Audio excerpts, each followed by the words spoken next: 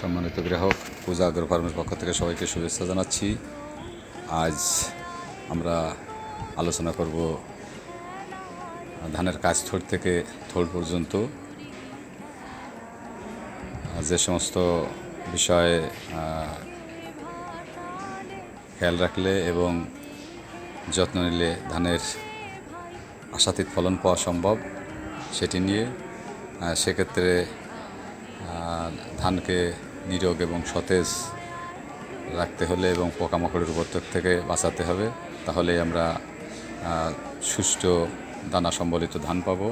এই জন্যই আমি প্রথমেই আপনাদেরকে অনুরোধ করব, আপনার ধান কাজ থোড় বা থোড় পর্যায়ে থাকলে বিঘা প্রতি 6 কেজি পটাশ দুপুরবেলা বুনে দেবেন।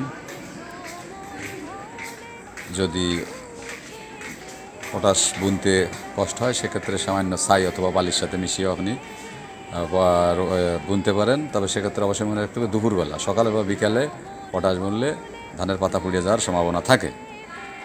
আর যে কাজটি করবেন সেটা হচ্ছে মাজরা। এই সময় মাজরা মারাত্মক। ছোটোবেলায় মাজরায় ধান কাটলে তেমন কোনো ক্ষতি হয় না, তবে যদি এই সময় মাজরা লাগে মরা শীষ বের হবে এবং ধানের ফলন পর্যাপ্ত পরিমাণ কমে যেতে পারে।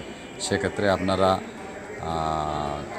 ইনসিপিও অথবা ভায়াগো যে কোনো দুটির একটি প্রয়োগ করলে অন্তত 1 মাস মাজরার হাত থেকে ধানকে রক্ষা করতে পারবেন।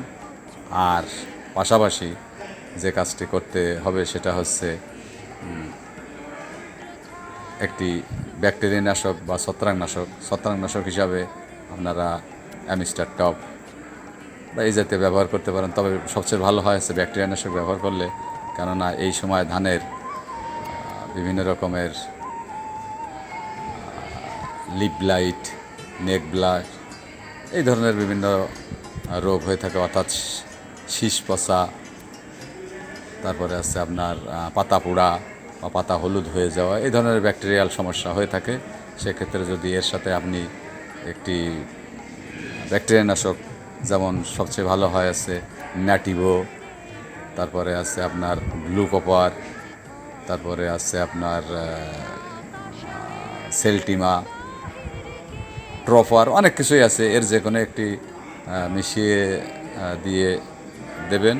আর এর সাথে আরও ভালো রেজাল্টের জন্য সিলেটেড জিঙ্ক এবং ব্রোন মিশ্রিত করে ধানের জমিতে স্প্রে করলে আপনার ধান সুস্থ সবল হবে এবং অবশ্যই ধানের ফলন বেশি বৃদ্ধি পাবে। ধন্যবাদ।